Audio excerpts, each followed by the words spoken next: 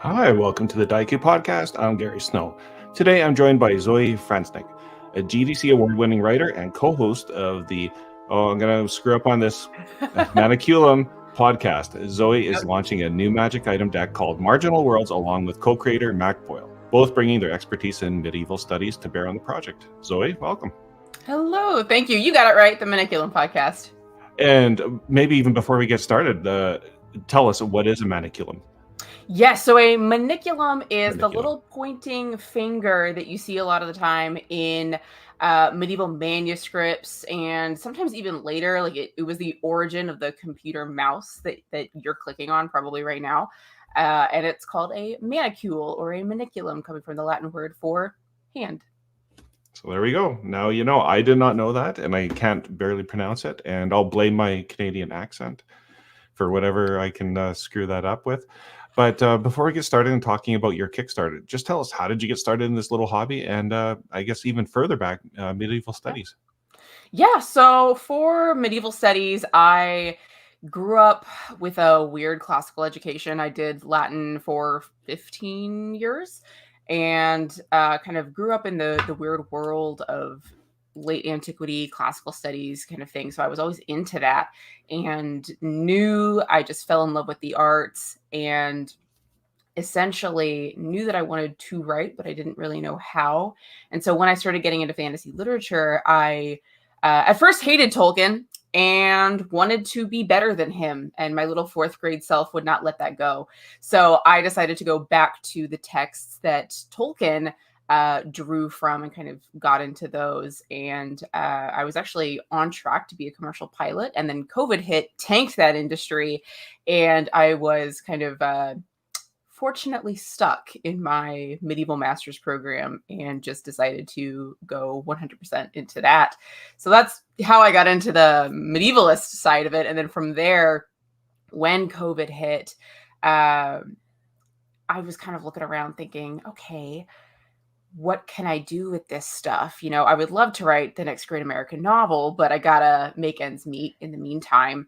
And so I threw myself into game design because I really like the agency that gives players. Whereas with books, you know, there's no agency. The reader can't really participate as much. So I threw myself into that, became a AAA video game designer, and now work full-time in that industry, but stay where my heart lies with the medieval world and TTRPGs.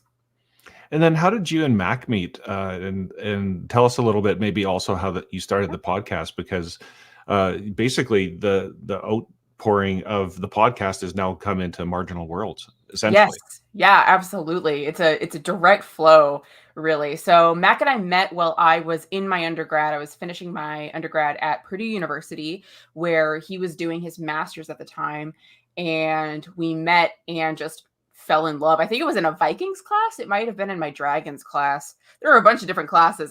And first of all the people listening at home are like, oh, where can I take a class like that? That's a pretty cool class, right? It was phenomenal. Yeah, Purdue has a fantastic little Legends track for like English majors, things like that. You can also do it. We had a ton of CS majors who just wanted to take these courses. There was Vikings, there was Pirates, Dragons, Arthuriana. So I just dove into that. And so Mac and I met there and realized that these are the stories that we want to play in, but because of all the filtering of Victorian translations or academic paywalling or Hollywood, for instance, there was no good way for game masters and players to kind of access these sources. So we thought, okay, if that stuff doesn't exist yet, we can be the people to do that. And so that's how the podcast started. We picked it up when we had some downtime during our grad programs. During COVID, I got my master's in medieval studies from Trinity College Dublin. He has just finished his PhD at Purdue in English language and linguistics with a specialty on medieval studies and specializing in beer and like the language around beer. So you can really, right? You know, there's so much you can do with the PhD, and it's so much fun. But that's how it started. Is essentially we wanted to break down those walls and that kind of academic paywalling, and like, you know, Most people can't get that kind of education if they don't have the time, they don't have the funds, they don't have the context to understand where these medieval stories came from. And we love them so much, and we want other people to delight in them just as much as we do. So that's where it came from. And I know in the podcast you talk a lot about like the gap between what you might find in like our version or our historical versions of TTRPGs, and when I mean historical, like the last 50 years type of thing Right. as they've developed. But where's that gap between the authentic medieval documents and then what our perception is of it? Oh gosh, it's a really good question. A lot of that gap comes, of course, through that academic. I call it academic paywalling because you have to pay to get those source documents, or it's not translated or whatever. But the other half of it comes directly from Victorian translations because they had very sensitive sensibilities, and they didn't want to touch on a lot of the things that the medievals touched on. And so a modern audience sort of thinks about knights in shining armor and damsels in distress and that sort of tradition. But when you look at the original source documents of Arthuriana, of the Knights of the Round Table stories, or of like the Lays of Marie de France, those are all in that same tradition. You realize that there's a lot more subversion than you'd think, where the knights don't go and do what they're supposed to do. And for instance, Percival's sister Dindrain has to get up, get on a horse, go out and do the quest herself because Percival won't, because he's too busy fighting with his bros at the tournament. So that's one of my favorite examples because that's not what you expect to see in the source document of Sir Percival and his quest for the Holy Grail, but that's how it goes. And so there's a lot more subversion and kind of expectation. The medievals knew what genre they were writing in. They knew all of the tropes. That's where the tropes started. And so we want to bring that back from sort of these ideas that I think, especially people think that by being gritty or by introducing, I don't know, misogyny, racism, homophobia, they think they're being realistic, but that's really not the case. And that excludes people from the hobby in the guise of being historic. So we're trying to break that down as well. Cool. Well, I'm going to put up your slide deck on Marginal Worlds, and we'll just kind of walk through it. So we'll get into the bigger details of it like in a few slides here, but it's 50 system neutral cards for Yep. magic items. So when you were thinking about the project right off the bat, how did that kind of come to be as far as why did you choose that in particular? Yeah, great question. First, we had been hobbyists up to this point. Even though I work in the gaming industry, video games are different from TTRPGs in a lot of ways. And basically, coming up with an entire system and an entire world felt very intimidating. And so we thought, okay, what's a way that we can make this accessible to everyone and get our feet into the water, make something very solid that we can build off of? Marginal Worlds is more than just the deck. But we wanted to start somewhere where we could grow. And so for us, that started with the magic items because there's so many. And we really wanted to make it system agnostic. So you can use it in any system. You can take Gawain's green axe and throw it into Warhammer. Why not? Right? Like, how cool would that be? So it doesn't necessarily have to stay in the fantasy genre. So we started here kind of as a way to get our feet wet, create something really, really solid, and make sure that it was accessible to everyone. Because when you create an entire system, an entire world, that's going to alienate some people who feel too intimidated by that, just like we felt. So we didn't want to do that. And the Marginal Worlds, is that going back to the finger? The maniculums. Yeah, exactly. So we wanted to create a world that you see a lot in the margins, and a lot of that is the art that is in the margins of manuscripts, but it's also those stories that we kind of felt were stuck in the margins, that were not the classics like Shakespeare or Beowulf. We include Beowulf in our items, but we also wanted to cover stories that hadn't been translated and hadn't really seen the light of day, so they fell into the margins, and we wanted to bring them back up. Well, it's a very cool idea, and you can see your background, and I can't help but notice the artwork. Maybe we can already start talking about the artwork because like it's such a key piece to this, and like that whole marginal, the decorative art, and maybe just give us a bit of background on that. Yeah, absolutely. So the art itself, like if you want to go back to the first slide, you can see it all here. It's done kind of in a combination of the illuminated manuscript style. It reflects a little bit of early print and also kind of what you'd expect from like a D&D 5e book. It's all done by Sujin Paik, our artist who worked with me on Pentiment, which has a very, very large medieval manuscript influence. So she's very used to that tradition. And so I immediately grabbed her and was like, Sujin, do you want to work on this with me?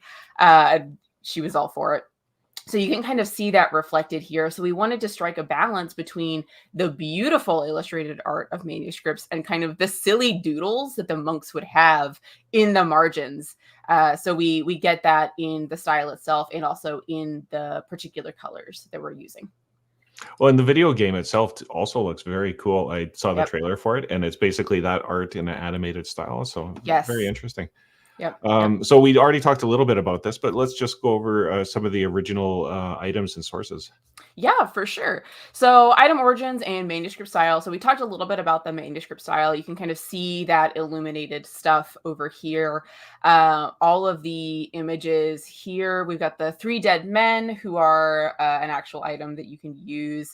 All of the origins of the items themselves come from real manuscripts or artifacts that have been found. So a few of them come from particular, what we like to call hoards that don't have an associated book, but we do cite those hoards, right?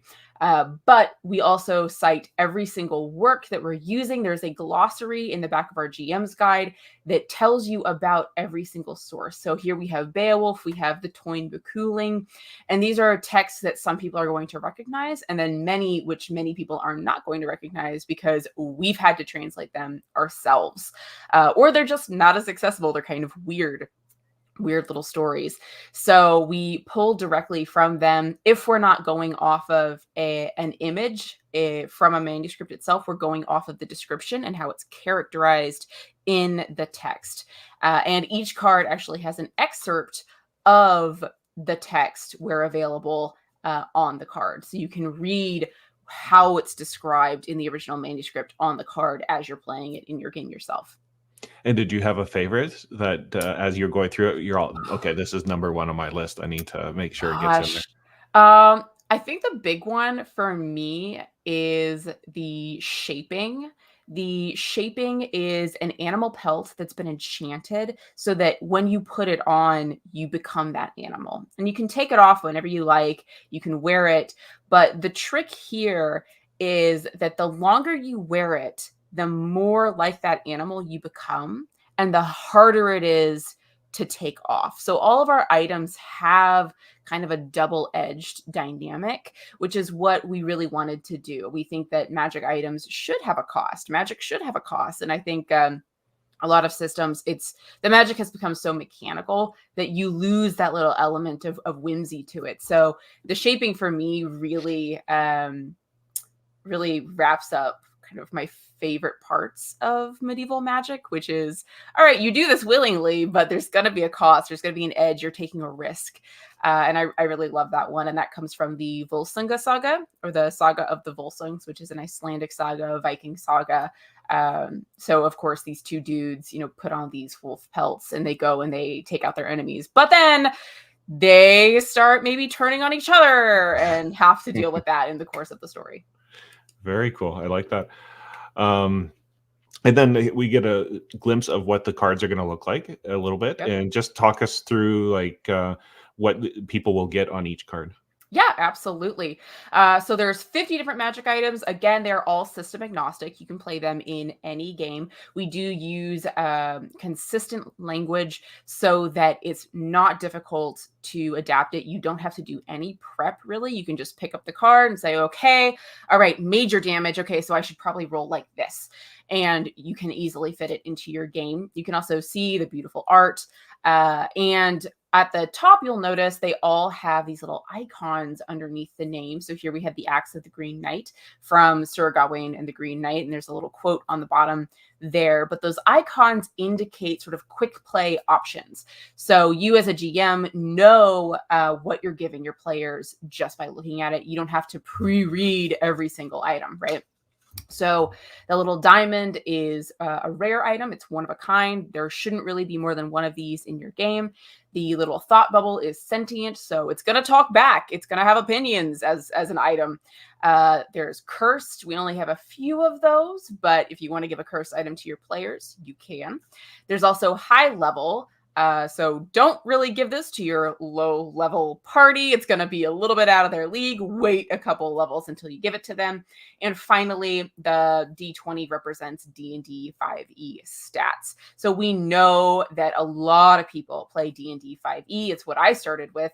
And so we wanted to kind of give a gateway to people, especially who are first jumping into the hobby. Usually they start with D&D 5e. So we have an established D&D 5e appendix in our GM's guide. So you don't have to adapt anything. You can just go to that appendix and it'll all be right there for you. So that's each card. You got the art on the front, the description on the back. And jumping straight into the guide is really, really fun. It's done in sort of an adventurer's journal sort of way. So you can see there's more marginalia in the GM's guide itself, and it also has additional lore for each item. So something that I really dislike about many systems is that they lay every single detail out for every single magic item, when maybe the GM should have some details that the player doesn't necessarily know. So we have handily split them up into their consecutive parts. So if there's something that the GM should know that the player should not immediately know, it'll be in the GM's guide. And there's also just additional lore that you can take or leave for your campaign right there. We also have a detailed glossary of all the sources, talked about that. We've got the D&D 5th edition appendix, and we also have 3 additional optional play appendices for different items for the lore itself. So particularly like the realm of fairy, right? So while we're not doing an entire setting, we do want to do enough set dressing and enough world building so that you feel like you can use these items and kind of give them the world that they deserve in your game. So all of that stuff is in the GM's guide, along with little comments from the people who have compiled it. I'm going to let you hold that GM's guide up so that we can see it a little bit better. That looks absolutely got a little fuzzy there with the I'll see if I can. Yeah, there we go. Technology working against us. I know. There we go. You can see part of it. And so that's your is that a mock-up at this point? It is. Yeah, so that's our prototype. We're going to have a different physical copy, but we wanted to test and see what it's going to look like, what it's going to feel like. So that is ready to go. And these are our wonderful adventurers who have compiled this little booklet for you. And we've also got the deck itself ready to go. So they fit very nicely into your bag. The cards themselves are standard poker size. And so, for instance, for those of you who play Magic the Gathering and have extra sleeves, you can throw them in sleeves. You can protect them. We consider doing tarot card sizes, but we really wanted people to feel like they could just grab them, throw them around, put them in sleeves, do whatever they wanted with them. So we went for the standard poker deck size. Well, it looks great, and it definitely has that feel to it. And my channel is probably, as everybody knows that is subscribed, is more geared towards indie games type of things rather than 5e. However, I can totally see this being played well in OSE, Cairn, Dolmenwood, any of those games that kind of have that kind of nice, fun, I guess, medieval vibe to them. Yeah, I would even say like Vaesen is one of my favorites. Oh, actually, yeah, it's a perfect. And yeah, it would work really well because these can be artifacts from ages past, or things like Warhammer, Pendragon, different. Like it definitely doesn't have to be fantasy. It doesn't have to be medieval at all. You can throw them wherever you want. Yeah. Cool. And so the Kickstarter just launched, I think, yesterday or the day before. Yeah, 2 days ago. 2 days ago. So tell us what people are going to get in the Kickstarter. We already talked about the cards, but that's a large book. Yes, yeah. Yeah, over 100 pages. They're all completely, fully illustrated, full color. We're very proud. Nothing that we do is AI generated. Nothing that we do has been touched by AI. It's all hand created, hand tested, hand translated, hand illustrated. So we're very pleased with that. If you back it on the Kickstarter, your name will be in the credits as a huge, huge thank you. So you'll be in there as well. And if you pop back real quick. Perfect. Yes, every pledge does include a digital copy as well. So we have different tiers. We'll run through those in a minute. But no matter what, you will be getting a digital copy. So if you're playing online, you get to have the beautiful deck and stuff itself. But if you've got people who are playing, you know, across the country from you in a different country than you can send them the digital version, and they can have those items as well. All right, now we can scooch on over. Yep. So our reward tiers, our lowest level is just the PDF, so no physical copy, but the PDF of the deck and the GM's guide. Next up is a physical copy of the deck itself, and then PDF of the GM's guide and the cards. So only if you want the cards, you don't really need the GM's guide, then go for that one. Next is Master of Marginalia, and that's, of course, name of the credits is for all of these, so I won't go through that over and over again. That is both physical items and a PDF of the GM's guide and the deck. So this is kind of our standard. You want both, go for this one, Master of Marginalia. That's where to start. Next is prototyping printer for those who kind of want to get extra into the world and the lore. PDFs, you get the book, you get the card. You also get an art print card from the team that our illustrator Sujin has created. And we are creating a PDF art and development book since there's so much lore and art and beauty that goes into this. We're compiling that together for you. So if you kind of want the behind the scenes, if you want to get really into the items and how we translated each item into TTRPG material, then that's one you can go for. And then finally, this is limited, our Beneficious Bookkeeper tier, but there's only 10 of them, I think, available because you get all of the above, plus a custom character art from Sujin, our illustrator, in the style of the Marginal Worlds art. And you get to pick your item that you really like, and you can have that in your character art. So that's really fun, if you want to bring that to your table and be like, this is my character. But yeah, you get all the above. So PDF, you get the physical deck, you get the physical book, you get the art print, you get the art and development book, and the custom character art on top of that.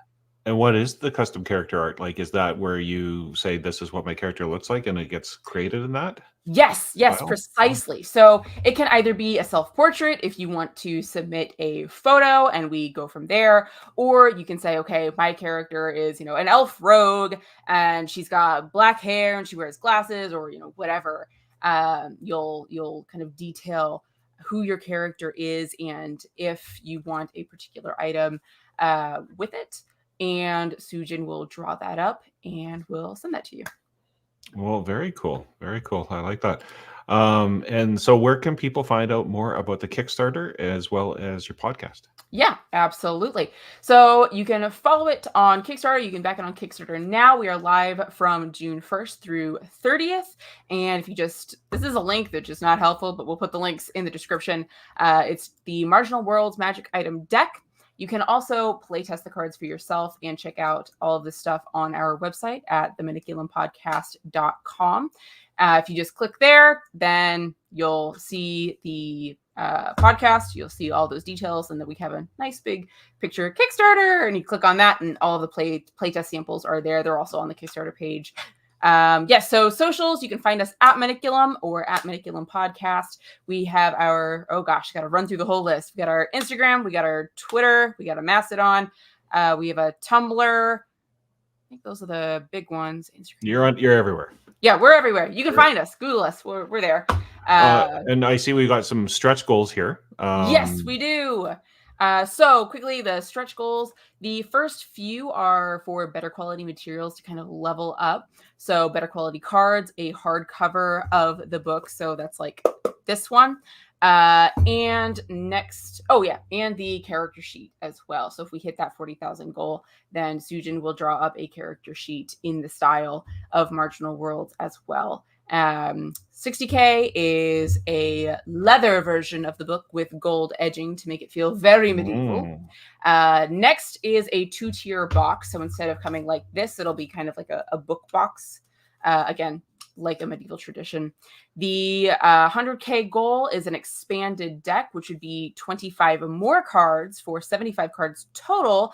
And you as backers will help us pick which items should go into that expanded deck. And then finally, as a mega stretch goal, is a printed version of that art and development book, if folks are so inclined.